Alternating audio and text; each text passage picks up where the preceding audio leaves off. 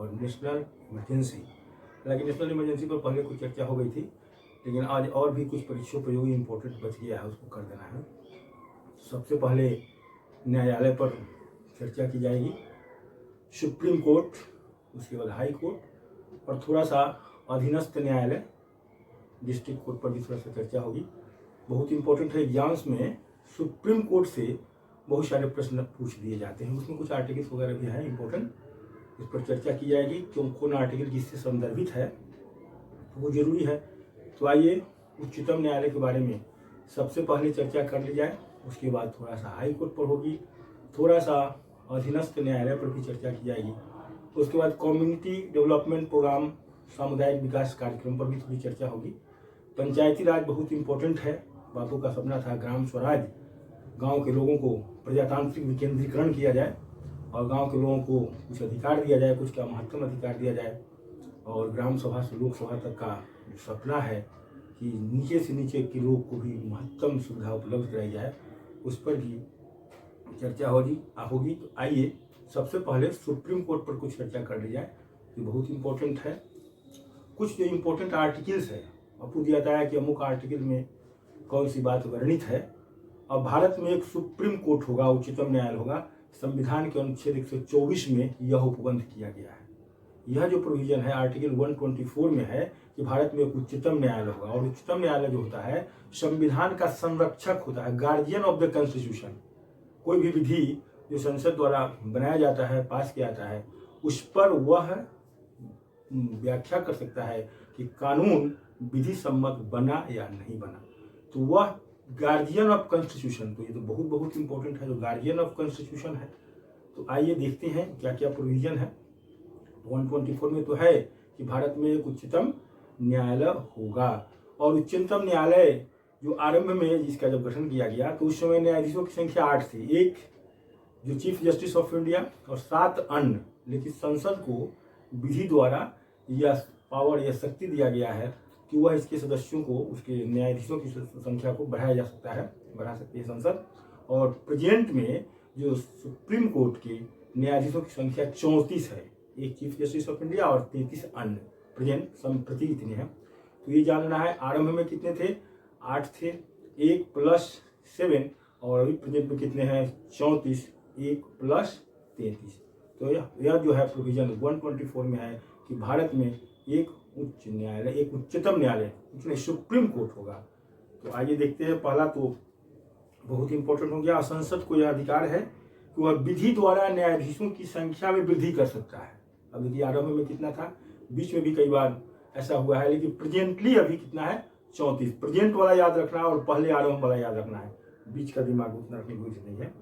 अगला देखिए, उच्चतम न्यायालय के मुख्य जो न्यायाधीश हैं वह है तथा अन्य न्यायाधीश। उच्चतम न्यायालय के मुख्य न्यायाधीश तथा अन्य न्यायाधीश की नियुक्ति राष्ट्रपति करता है। राष्ट्रपति भले ही नाम मात्र का प्रधान है, लेकिन जितने भी संवैधानिक ओहदे हैं महत्वपूर्ण, उसकी नियुक्ति राष्ट्रपति ही करता है। उच्चतम न्यायालय के मुख्य न्यायमूर्ति की नियुक्ति राष्ट्रपति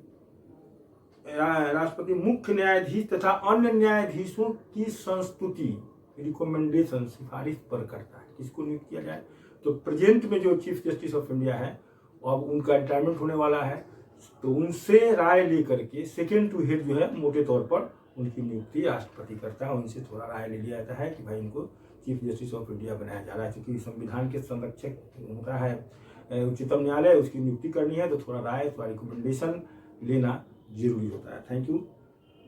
तो आगे देखते हैं, उच्चतम न्यायालय के जो न्यायाधीश है उसकी न्यूनतम मिनिमम एज जज बनने के लिए नहीं है, लेकिन महत्तम एज है सुप्रीम कोर्ट के लिए 65 और हाई कोर्ट के लिए 62। ये मोटे तौर पर याद रखना है, 65 वर्ष तक किया, चूंकि बहुत बड़ा डिसीजन मेकिंग कैपेसिटी उनमें होती है, तो मैक्सिमम उनमें 65 रखा गया उच्चतम न्यायालय का, और उच्च न्यायालय का 62। न्यूनतम, मिनिमम एज नहीं है। नेताओं के लिए मिनिमम एज है, नेता बनने के लिए मैक्सिमम नहीं है, लेकिन वहां पर मिनिमम, यहाँ पर मिनिमम नहीं है, मैक्सिमम है। अब अगर आपसे कोई पूछे कि भारत के प्रधानमंत्री बनने का या राष्ट्रपति बनने का महत्तम एज कितना है, तो महत्तम एज नहीं है, न्यूनतम एज है। प्रधानमंत्री बनने के लिए न्यूनतम एज 25, एमपी बन गए तो लोकसभा में अगर आप बहुमत दल के नेता आपको चुन लिया जाता है तो आप प्रधानमंत्री बन सकते हैं। तो मिनिमम 25 है, लेकिन महत्तम अगर पूछा जाए तो नहीं। अब देखिए, भारत के प्रधानमंत्रियों में सबसे अधिक उम्र के प्रधानमंत्री बनने वाले मोरारजी भाई देसाई, जो प्रधानमंत्री बने थे उस समय उनकी उम्र 81 वर्ष थी। 81 वर्ष की उम्र में बने थे। तो अब महत्तम 81 वर्ष की उम्र में वैसे संवैधानिक ओहदे पर बिठाया जा सकता है। तो वहाँ यहाँ पर ऐसा नहीं है। यहाँ पर है कि महत्तम है, न्यूनतम नहीं है। वहाँ पर है कि महत्तम नहीं है, न्यूनतम है। ये सब चीज़ बहुत महत्वपूर्ण है जो आपके संविधान में वर्णित है। इसको जान जाना बहुत जरूरी है। तो आइए आगे देखते हैं। तो हो गया, आयु का हो गया।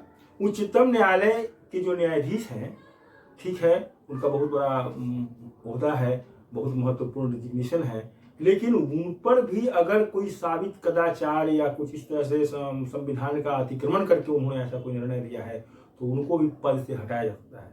हालांकि महत्वपूर्ण ओहदे पर जो बैठे हुए लोग हैं, संवैधानिक ओहदे पर, उनको हटाने के लिए इम्पीचमेंट का जो प्रोविजन है केवल राष्ट्रपति के लिए, महाभियोग, केवल राष्ट्रपति पर ही महाभियोग लगाया जाता है। लेकिन उच्चतम न्यायालय के न्यायाधीश हो या उच्च न्यायालय के न्यायाधीश हो, सीएजी हो, आदि आदि जो महत्वपूर्ण ओहदे पर बैठे हों, उनको हटाने के लिए संसद के दोनों सदनों में बहुमत द्वारा अगर कोई विधेयक पारित कर दिया जाता है कि उन्होंने संविधान का उल्लंघन किया है तो उनको पद से हटाया जा सकता है। इम्पीचमेंट तो नहीं लगता है। हालांकि अभी तक, आज तक के भारत के इतिहास में किसी भी न्यायाधीश पर इस तरह के दोनों सदन पास करके किसी को साबित कदाचार के आधार पर नहीं हटाया। एक आध आदमी पर, एक आध न्यायाधीश पर ऐसा चला था, लेकिन दोनों सदन में पास नहीं हो पाया, इसलिए उन्हें उस तरह से नहीं हटाएगा। खुद अपने रिजाइन कर दिया। सॉरी, ये बहुत इंपॉर्टेंट है। उनको इम्पीचमेंट तो नहीं लगता है, लेकिन उसको हटाया जा सकता है। उच्चतम न्यायालय का न्यायाधीश जो होता है, भारत के किसी राज्य क्षेत्र में स्थित न्यायालय, किसी राज्य क्षेत्र में स्थित न्यायालय में या किसी अन्य प्राधिकारी के समक्ष वकालत नहीं कर सकता है। अब उच्चतम न्यायालय का जो न्यायाधीश होगा वह उच्चतम न्यायालय का भारत के किसी राज्य में स्थित न्यायालय में या किसी अन्य प्राधिकारी के समक्ष, अब उच्चतम न्यायालय का न्यायाधीश है तो स्वाभाविक है कि वह नीचे के कोर्ट में वकालत नहीं कर सकता है। यह भी अनुच्छेद 124(6) और 7 ब्रैकेट में के अंतर्गत वर्णन किया गया है। शुरू में ही बता दिया गया है कि उच्चतम न्यायालय जो है संविधान का संरक्षक है तथा यह अपीलीय न्यायालय भी है। अब लोअर कोर्ट में कोई निर्णय हुआ तो उसके जो अभियुक्त हैं वो अपर कोर्ट माने हाई कोर्ट में जा सकते हैं। हाई कोर्ट में भी अगर निर्णय ऐसा कुछ हुआ तो उसको ऊपर जा सकते हैं। यह अपीलीय न्यायालय है। और उच्चतम न्यायालय एक कोर्ट ऑफ रिकॉर्ड भी है। जो भी वो निर्णय हो जाता है उसके निर्णय को कहीं पर चुनौती नहीं दी जा सकती है, वो साक्ष्य के रूप में रखा जाता है। ये भी एक बहुत इंपॉर्टेंट चीज है, वो कोर्ट ऑफ रिकॉर्ड होता है। अब आइए थोड़ा हाई कोर्ट्स के बारे में।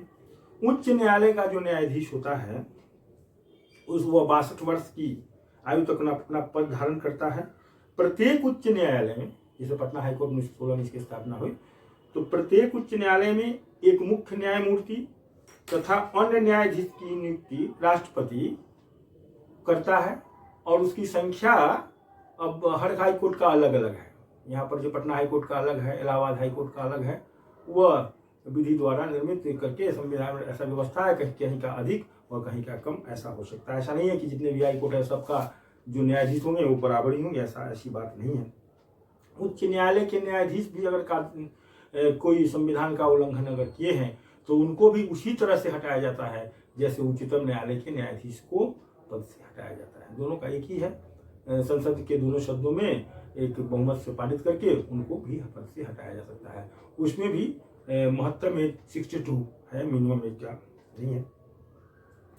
आगे देखा जाए जो बहुत इंपॉर्टेंट है, कुछ सुप्रीम कोर्ट को और जो पावर्स हैं स्पेशल, उसके बारे में देखा जाए। आर्टिकल 129 124 में तो भारत में उच्चतम न्यायालय होगा, लेकिन 129 में कहा गया है कि उच्चतम न्यायालय के अभिलेख न्यायालय, पहले भी चर्चा हुई, कोर्ट ऑफ रिकॉर्ड होता है।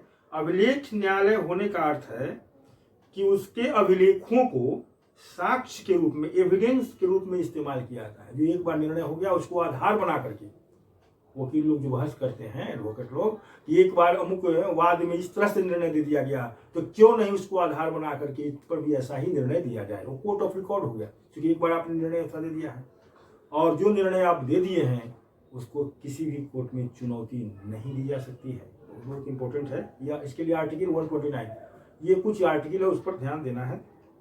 एक आर्टिकल और है 137, वो भी बहुत इंपॉर्टेंट है, के द्वारा उच्चतम न्यायालय को यह अधिकार प्राप्त है कि वह अपने निर्णयों और आदेशों पर पुनर्विचार करे। एक बार निर्णय दे दिया और फिर अपने निर्णयों पर फिर से विचार करे, क्योंकि ऐसा नहीं हो कि ऐसा कहीं कुछ चूक हो जाए न्याय में तो फिर अभियुक्त को गलत सजा मिल जाएगी, तो ये तो बहुत बड़ा अनर्थ हो जाएगा। तो ऐसा प्रावधान किया गया। एक बार निर्णय हो चुका है, लेकिन फिर से दोबारा इस पर पुनर्विचार, जुडिशियल रिव्यू, फिर से उसको रिव्यू कर लिया जाए। ऐसा आर्टिकल 137 में है पुनर्विचार का। बहुत इंपॉर्टेंट है दोबारा पुनर्विचार करने का। एक और बहुत इंपॉर्टेंट आर्टिकल से संविधान में वर्णित है, वह संविधान का अनुच्छेद 143। अगर राष्ट्रपति को लगता है किसी भी वाद पर, किसी भी महत्वपूर्ण विषय पर वह सुप्रीम कोर्ट से परामर्श ले सकता है, तो अनुच्छेद 144 उच्चतम न्यायालय को परामर्श की अधिकारिता प्रदान करता है। वह परामर्श दे सकता है। मांगे जाने पर राष्ट्रपति अगर कोई परामर्श मांग रहे हैं, कोई भी संवैधानिक विषय ऐसा है, तो वह परामर्श मांग सकता है और सुप्रीम कोर्ट परामर्श राष्ट्रपति को देता है। उसका परामर्श मानने के लिए वह बाध्य नहीं है, लेकिन वह परामर्श देने की अधिकारिता रखता है। सुप्रीम कोर्ट की पावर है आर्टिकल 143 के तहत। मोस्ट इंपॉर्टेंट, तो बहुत सारा आर्टिकल की चर्चा हुई। 124 हुआ, 129 हुआ, 137 हुआ, 143 हुआ, जो बहुत महत्वपूर्ण है। उस पर परीक्षा में अक्सर इंपॉर्टेंट आर्टिकल्स पर ही पूछा जाते हैं। अब इतना आर्टिकल्स हैं तो उस सब के बारे में तो जानना जरूरी नहीं है, क्योंकि जो मोस्ट इंपॉर्टेंट है उसकी चर्चा हो जाती है और वो आपको गेट बाई हट करना है। अभ्यास करेंगे। मैं बार बार कहता हूँ, अभ्यासानुसारण विद्या करत करत अभ्यास के जरमती होत सुजान, रसरी आवत जात पे सिल पर परत निशान। बार बार अगर आप अभ्यास करेंगे तो आपको याद हो ही जाएगी, क्योंकि हम लोगों का जो मस्तिष्क है ना, पूरा मानव मस्तिष्क एक सुपर कंप्यूटर होता है। बहुत सारी बातें उसमें वर्णित होती है और ये जितना अभ्यास करता है, लगता है कि आपको याद नहीं है, लेकिन आपको याद है। अगर आपने अभ्यास ठीक से किया है तो जो समय आएगा तो आपका जो सुपर कंप्यूटर है वो बताता है कि इसका उत्तर ये होगा। तो आप अभ्यास करें, और अभ्यास करने के लिए जितना भी आप अभ्यास करेंगे, जितना भी याद करेंगे, उतना ही आप में डिजर्वनेस जो किताब बढ़ेगी। और ऐसे भी कहा था, फर्स्ट डिजर्व देन डिजायर। पहले आप डिजर्व बनिए, पहले योग्य बनिए, फिर इच्छा कीजिए। जितना डिजर्वनेस होगा उस हिसाब से आपको फलवती आप होगा, उतना फल आपको मिलेगा। जैसा बोइएगा वैसा काटिएगा, ऐसा देखा जाता है। बार बार मैं कुछ मोटिवेशनल कर रहा हूँ ताकि बच्चों में अंदर से कुछ प्रवृत्ति जगे, और अंदर में बहुत बड़ी शक्ति हर आदमी में विद्यमान होती है। हर आदमी को थिंक करना चाहिए कि कैसे हमको जिंदगी में आगे से आगे बढ़ना है। वो सब कुछ आप कर सकते हैं, सब कुछ आपके अंदर विद्यमान है, करना आपको है जितना आप सोचिए। इसीलिए हर आदमी को फिजिकली फिटनेस के बाद मेंटली फिटनेस के लिए मेडिटेशन जरूरी है। अपने आप से पूछना है कि मैं कौन हूँ, कहाँ से आया हूँ, मुझे क्या करना है, मेरे जीवन का उद्देश्य क्या है। ये सब जरूरी है। अगर ये करते हैं तो आप हमेशा अफर्मेटिव सोच के साथ, सुकृति बोधक अच्छे सोच के साथ आप आगे बढ़ेंगे। आइए थोड़ा देखते हैं, विषय से विषयांतर नहीं, थोड़ा सा देख लेते हैं। बीच बीच में थोड़ा मोटिवेशनल हो जाता है ताकि बच्चों को पढ़ने में रुचि पैदा हो। आगे देख लेते हैं जिला न्यायाधीश। थोड़ा सा डिस्ट्रिक्ट कोर्ट पर भी देखा जाए। जिला न्यायाधीशों की नियुक्ति उच्च न्यायालय के परामर्श से राज्यपाल करता है। अब हर जिला में डिस्ट्रिक्ट कोर्ट है, और फर्स्ट तो आपको डिस्ट्रिक्ट कोर्ट से ही करना है, उसके बाद अधीनस्थ न्यायालय करते हैं, और उसके बाद हाई कोर्ट, और उसके बाद सुप्रीम कोर्ट। तो ठीक है, जिला न्यायाधीश से परामर्श करता है। जिला न्यायाधीशों का के पात्र होने के लिए वार, लीगल प्रोफेशन को वार कहा जाता है, का कम से कम 7 वर्ष का अनुभव होना चाहिए। लीगल प्रोफेशन में आपको एक्सपर्ट होना चाहिए, और इसके लिए एक आर्टिकल है 233। लीगल प्रोफेशन में आपको एक्सपर्ट होना चाहिए और 7 वर्ष का अनुभव होना चाहिए, तो आप अधीनस्थ न्यायालय में न्यायाधीश बन सकते हैं। और इसका प्रावधान आर्टिकल 233 में वर्णित किया गया है। एक और इम्पोर्टेंट है, जिला न्यायाधीशों तथा उनके अधीनस्थ अन्य न्यायालयों पर उच्च न्यायालय का पूर्ण प्रशासनिक नियंत्रण होता है, एडमिनिस्ट्रेटिव कंट्रोल होता है। जो भी अधीनस्थ न्यायालय है, हाई कोर्ट का उन पर पूरा का पूरा प्रशासनिक नियंत्रण होता है। ध्यान जाना है, बहुत इंपॉर्टेंट है। आगे देखिए अनुच्छेद 237 भी है, कुछ इंपॉर्टेंट है। राज्यपाल को यह अधिकार होता है कि वह अधीनस्थ न्यायालय संबंधी प्रावधान किसी भी श्रेणी के मजिस्ट्रेट का दंडाधिकारी पर लागू कर सके। तो ये सब हुई आपको कोर्ट के बारे में। सुप्रीम कोर्ट, हाई कोर्ट और अधीनस्थ कोर्ट, नीचे वाला डिस्ट्रिक्ट कोर्ट, ये तीनों के बारे में कुछ इंपॉर्टेंट बेसिक जो चीज़ है उसके बारे में आपको जानकारी हुई। आइए थोड़ा सा कम्युनिटी डेवलपमेंट के बारे में, पंचायती राज, बापू का जो सपना था ग्राम स्वराज का, उस पर आर्टिकल 40 में पंचायती राज के बारे में, पंचायतों को जो प्रावधान की बात हुई, बाद में चल करके इसको संवैधानिक संस्था का रूप दिया गया, उस पर भी चर्चा की जाएगी, बहुत इंपॉर्टेंट है। तो आगे देखते हैं 2 अक्टूबर 1952 52 आरंभ में ही इसकी आजादी के जस्ट बाद वो राजस्थान में सामुदायिक विकास का कार्यक्रम कम्युनिटी डेवलपमेंट प्रोग्राम प्रारंभ किया गया। 1958 में राष्ट्रीय विकास परिषद नेशनल डेवलपमेंट काउंसिल ने बलवंत राय मेहता, बहुत इंपॉर्टेंट नाम है, कि प्रजातांत्रिक विकेंद्रीकरण, डेमोक्रेटिक डिसेंट्रलाइजेशन, नीचे से नीचे लोगों को कुछ पावर मिलना चाहिए, की सिफारिश को स्वीकार करते हुए उसे क्रियान्वित इंप्लीमेंटेशन करने के लिए कहा। 2 अक्टूबर, अगला इंपॉर्टेंट है, 2 अक्टूबर 1959 अब आ गया पंचायती राज, जो सबसे पहले राजस्थान के नागौर में पंडित जवाहरलाल नेहरू ने इसका उद्घाटन किया था। तो 2 अक्टूबर 1959 को पंडित जवाहरलाल नेहरू ने राजस्थान के नागौर में प्रजातांत्रिक विकेंद्रीकरण की योजना का श्री गणेश किया, प्रारंभ किया। ये डेट बहुत इंपॉर्टेंट है, 2 अक्टूबर 1959 सबसे पहले, और उसे पंचायती राज कहा गया। पंचायत का राज मिल रहा था, पंचायत रहने वाला है। भारत में, भारत गांव का देश है, आज भी इस देश में लगभग 65% लोग गांव में रहते हैं, और 65% लोग जब संपन्न होंगे तभी भारत को संपन्न एंड प्रोस्पेरस इंडिया माना जाएगा। तो इसके लिए सबसे आरंभिक कदम 2 अक्टूबर 1959 को राजस्थान के नागौर में पंचायती राज का श्री गणेश, पंडित जवाहरलाल नेहरू देश के पहले प्रधानमंत्री, जिन्हें आधुनिक भारत का निर्माता भी कहा जाता है, नींव रखा था। बाद में चलके तो संवैधानिक संस्था बनाया गया और बहुत सारी चीज गांव में दिया जा रहा है। भले ही जितना बात दिया जा रहा है, जितने संसाधन दिया जा रहा है, तो ठीक से उसका इम्प्लीमेंटेशन नहीं हो रहा है।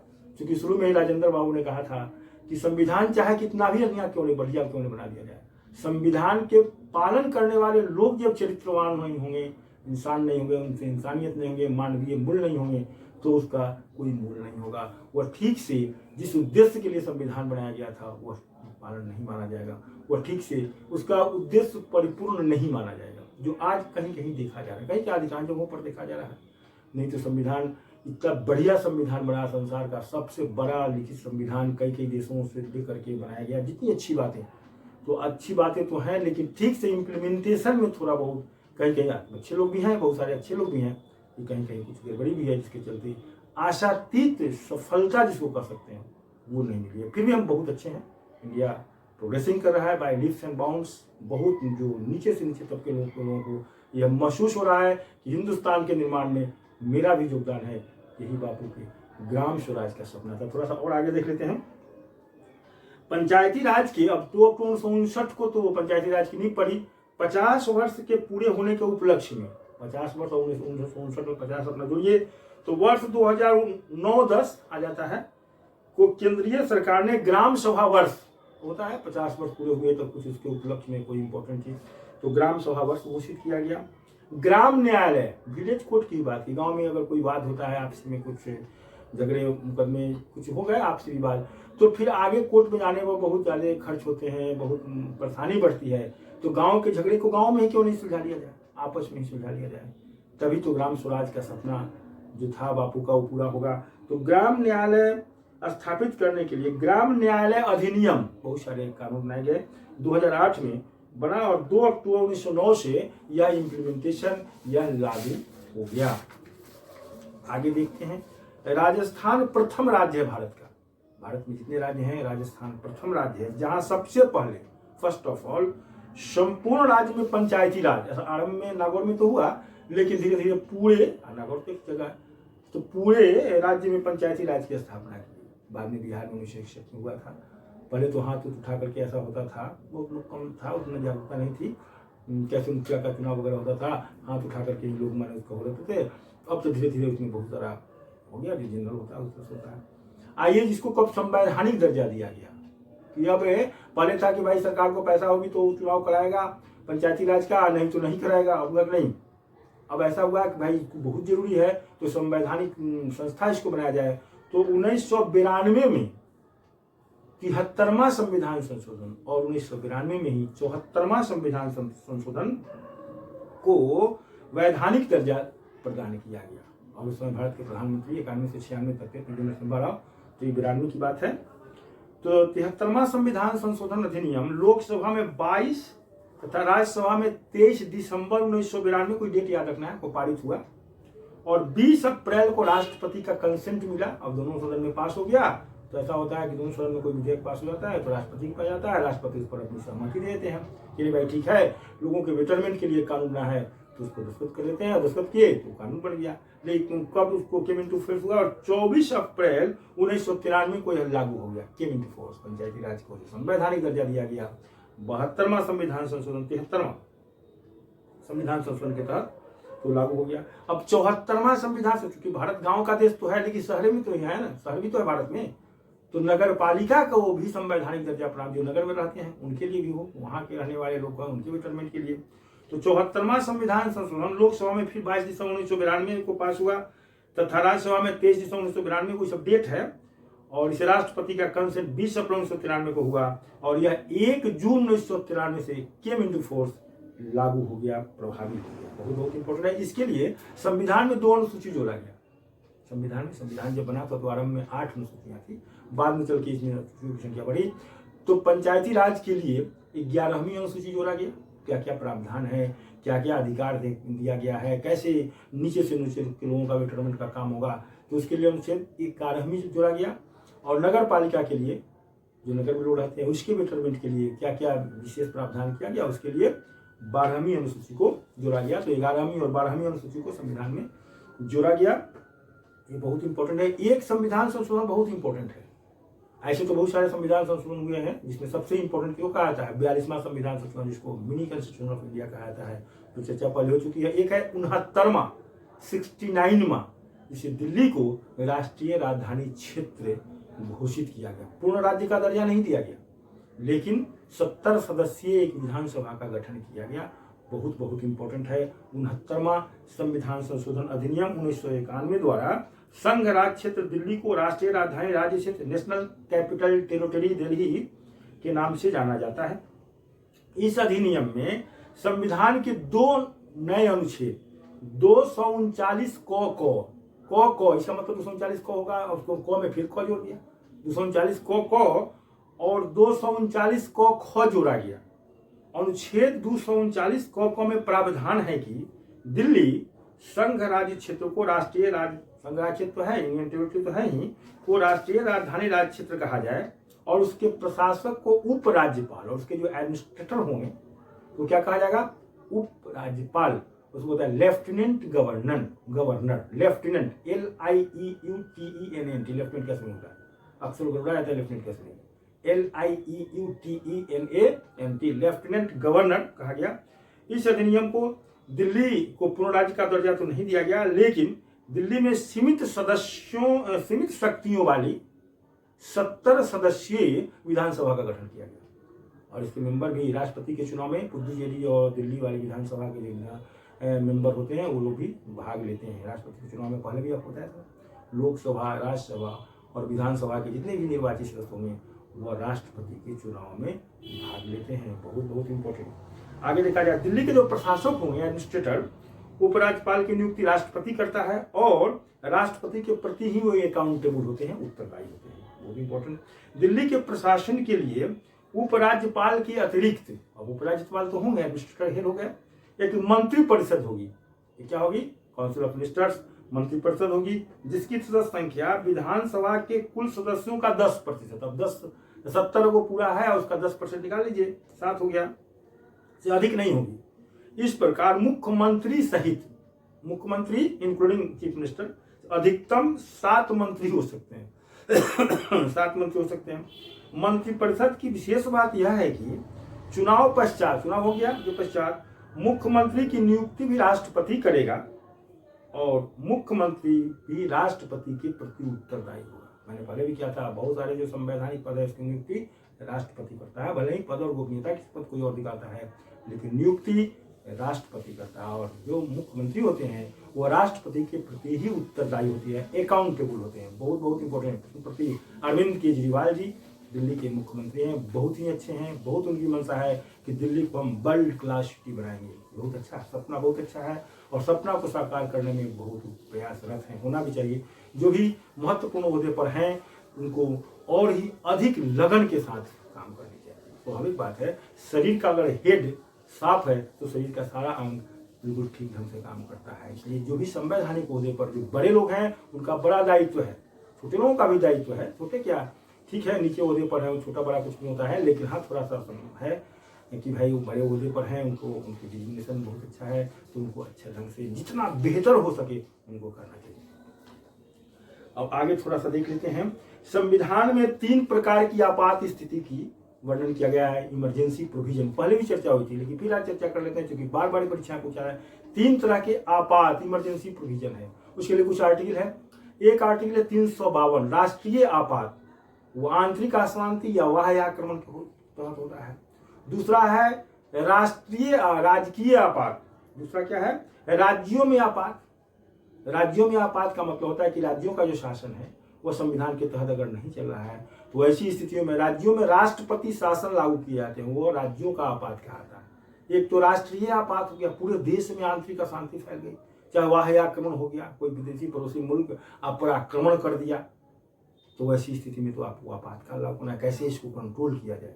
और राज्यों में अगर ऐसा हुआ, संवैधानिक व्यवस्था के तहत अगर शासन नहीं चल रहा है तो राष्ट्रपति शासन, केंद्र में राष्ट्रपति शासन लगता है, वो मध्यावधि चुनाव होता है, लेकिन राज्यों में राष्ट्रपति शासन, वो राजकीय हो गया। आपात की व्यवस्था उसके लिए आर्टिकल 356। तो पहला राष्ट्रीय आपात बहुत इंपॉर्टेंट 352, दूसरा है राज्यों में राष्ट्रपति शासन वह 356, और एक है फाइनेंशियल इमरजेंसी वित्तीय आपात। हालांकि अभी तक भारत में के इतिहास में वित्तीय आपात नहीं लगा है, लेकिन व्यवस्था ऐसा है, ऐसी अगर स्थिति हो जाएगी कि सरकार साफ हाथ उठा दे भाई मेरे पास पैसे अब नहीं है, हम कैसे इसको कंट्रोल करें, क्या करें, इस तरह से आज तक भारत सरकार के पास ऐसा नहीं हुआ है। उसके लिए अनुच्छेद 360 वर्णित है। तो आइए देखते हैं सबसे पहले राष्ट्रीय आपात कब लग गया था।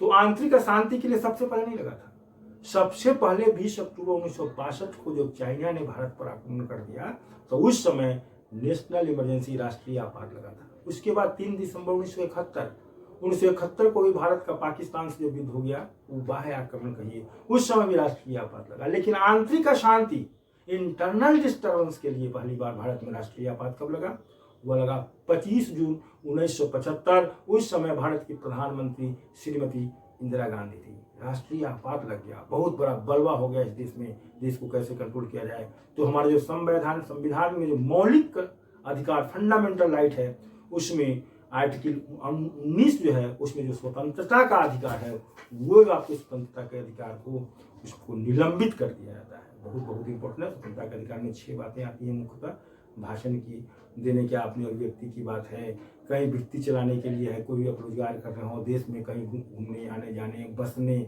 आदि आदि को जो भी स्वतंत्रताएं दी गई है वे सारे के सारे निलंबित हो जाते हैं। कब होते हैं, राष्ट्रीय आपात के समय। लेकिन अनुच्छेद 20 और 21 में जो बातें वर्णित है, प्राण और दैहिक स्वतंत्रता का जो अधिकार आपको मिला है, वह किसी भी सूरत में निलंबित नहीं होते हैं। बहुत इंपॉर्टेंट है। राष्ट्रीय आपात पर जो चर्चा की बहुत इंपॉर्टेंट है। राष्ट्रीय आपात पर पहले भी इसकी चर्चा हो गई है। तो संविधान जो political structure in the context of India की जो हुई, उसमें सबसे पहले एक संविधान सभा के गठन पर हुआ था। तो कुल मिलाकर इधर 4 पार्ट दिया गया और पहले वाला 1 पार्ट में कुल मिलाकर political structure in the context of 5 volume में कुछ बातें, कुछ इंपॉर्टेंट मोस्ट इंपॉर्टेंट चीज को आपको प्रेषित किया गया। उसको ठीक से आप मनन करें तो शायद किसी भी एग्जामिनेशन में आप जाएंगे तो अधिकतम प्रश्नों के उत्तर आप निश्चित बनाएंगे। विश्वास के साथ करें। मैं बार बार कहता हूँ, विश्वासम फलदायकम, विश्वास होगा तो सब कुछ होगा। पत्थर में आप भगवान को खोज लेते हैं, पत्थर में आप भगवान खोजते हैं, वहाँ भी भगवान मिल जाते हैं, कण कण में भगवान विद्वान है। तो ये तो हार मान कर आप विश्वास करें और मनन करें, ठीक से पढ़ें, आप बहुत अच्छा करेंगे। अगले वीडियो में कुछ दूसरा मटेरियल्स आपको प्रेषित किया जाएगा। अभी जो लॉकडाउन की स्थिति चल रही है उसमें मानसिक दशा को ठीक करने के लिए, मेंटली एपीजमेंट के लिए इस चीज़ को प्रेषित किया जा रहा है। बहुत इंपॉर्टेंट है। इस माध्यम से भी आप घर बैठे अपनी पढ़ाई को रेगुलर करते रहें। Thank you very much.